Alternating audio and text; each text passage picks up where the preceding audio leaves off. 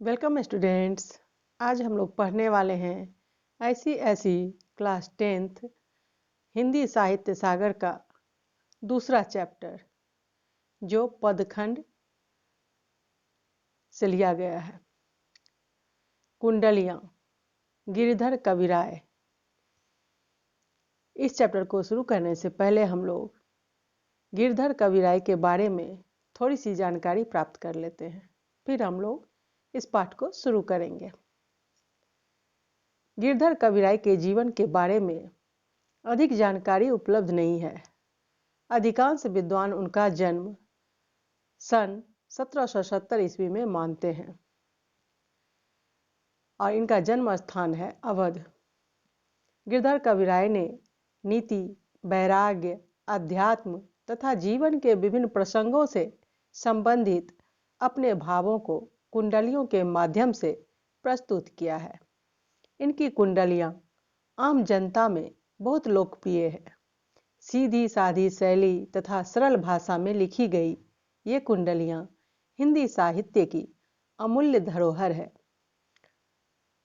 गिरधर कविराय के बारे में अधिक जानकारी उपलब्ध नहीं होने के कारण उनके मृत्यु के संबंध में भी विद्वानों में मतभेद है।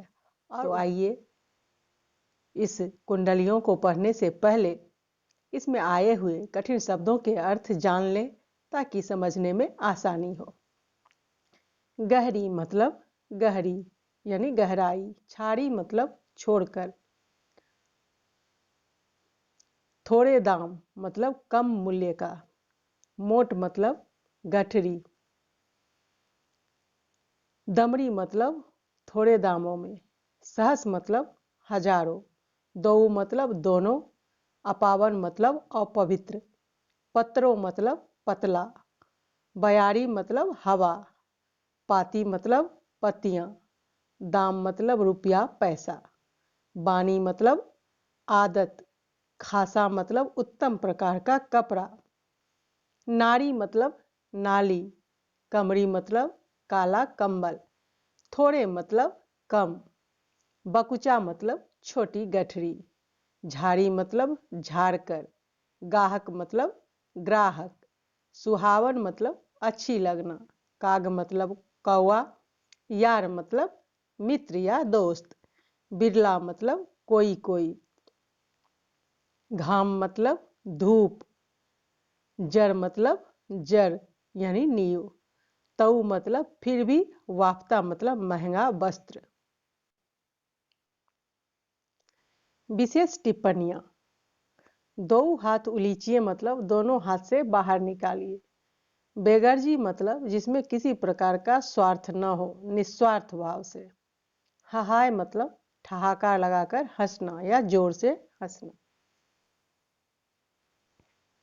लाठी में गुण बहुत है, सदा राखिए संग, गहरी नदी नारी जहां, तहां बचावे अंग, तहां बचावे अंग, झपटी कुत्ता कह मारे, दुश्मन दावा गिर होए, तीनों को झाड़े, कह गिरधर कविराय, सुनो हो धूर के बाठी, सब हथियार छाड़ी, हाथ में लीजिए लाठी।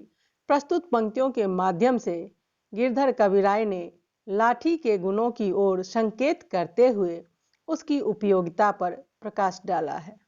कविराय कहते हैं कि लाठी में बहुत गुण है, इसीलिए इसे हमेशा अपने साथ रखना चाहिए। लाठी अनेक प्रकार से अनेक परिस्थितियों में हमारी रक्षा करती है। कहीं गड्ढा आ जाए तो लाठी का सहारा हमें संतुलित रखता है।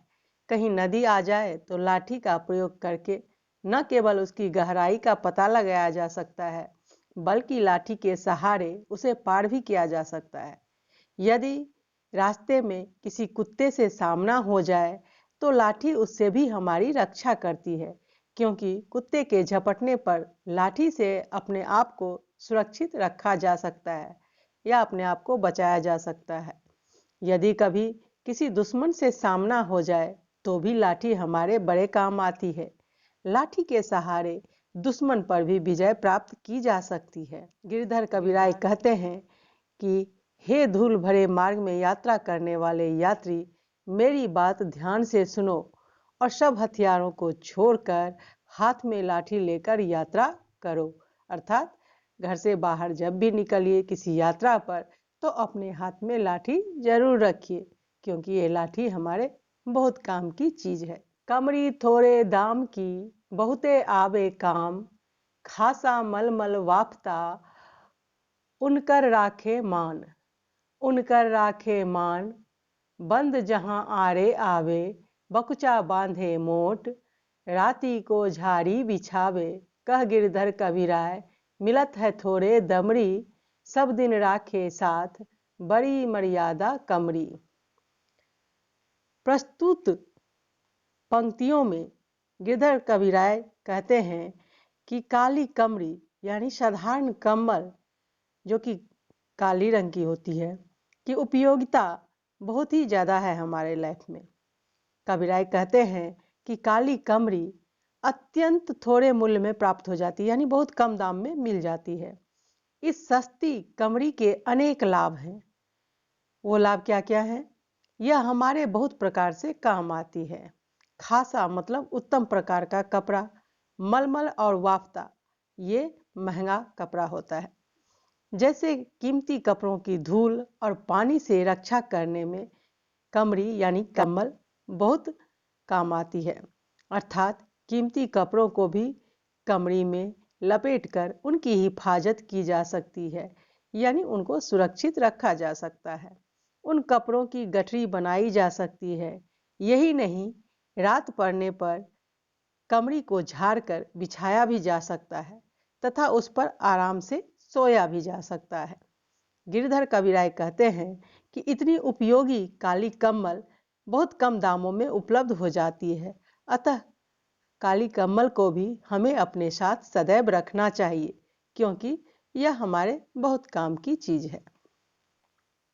गुण के गाहक सहस नर, बिन गुण लहे न कोय, जैसे कागा कोकिला, शब्द सुने सब कोय। शब्द सुने सब कोय, कोकिला सबे सुहावन, दऊ का एक रंग, काग सब भये अपावन, कह गिरधर कबीराय, सुनो हो ठाकुर मन के, बिन गुण लहे न कोय, सहस नर गाहक गुण के। प्रस्तुत पंक्तियों के माध्यम से कबीराय कहते हैं कि संसार में सर्वत्र यानी हर जगह गुणी व्यक्ति का आदर और सम्मान होता है। गुणों के प्रशंसक हजारों होते हैं, पर ऐसे व्यक्ति को कोई नहीं पूछता जिसमें कोई गुण ना हो, यानी गुणहीन व्यक्ति को कोई नहीं पूछता है, गुणवान व्यक्ति को सभी पूछते हैं।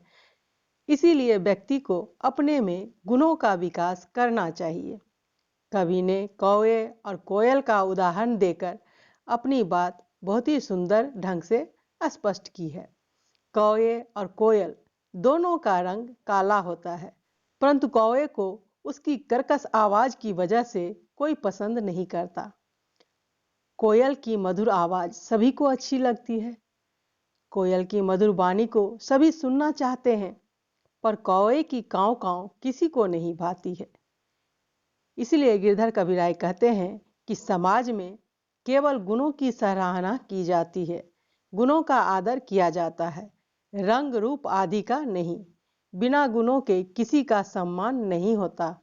इसीलिए गुणी व्यक्ति को चाहने वाले हजारों होते हैं और गुणहीन व्यक्ति के चाहने वाले एक भी नहीं होते। अब अगले पार्ट में हम लोग बाकी के जो भी कुंडलियां हैं वो सभी पढ़ेंगे। तो आज के लिए बस इतना ही।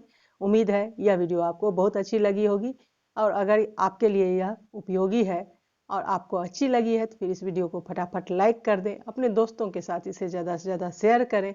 और अगर आपने अभी तक इस चैनल को सब्सक्राइब नहीं किया है तो जल्दी से सब्सक्राइब करके बेल आइकन को प्रेस कर दें, ताकि आने वाली सभी वीडियोज़ की नोटिफिकेशन आपको सबसे पहले मिले। और अगले वीडियो के लिए हमारे साथ बने रहिए। आपका बहुत बहुत धन्यवाद।